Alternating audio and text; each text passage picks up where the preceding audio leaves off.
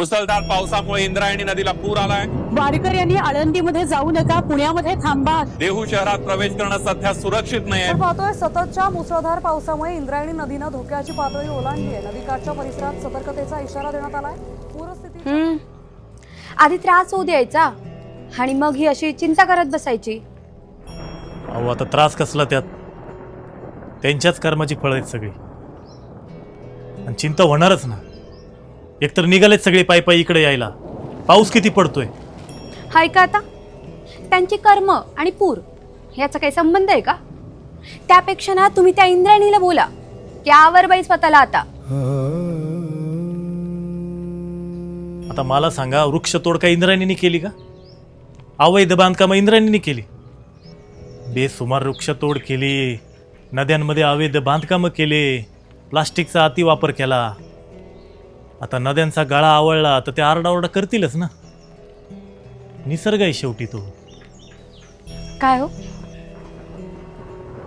त्यांचं किती प्रेम आहे तुमच्यावर।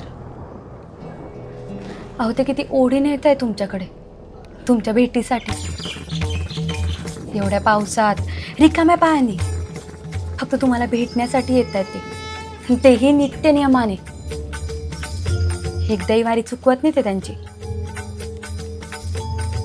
या पुरामुळे त्यांना नाही यायला जमलं तर चालेल तुम्हाला? मी काय म्हणते, तुम्ही स्वतः जा ना आणि घेऊन या त्यांना। असं म्हणता? मीच जातो आणि सगळ्यांना सुखरूप इथवर घेऊन येतो।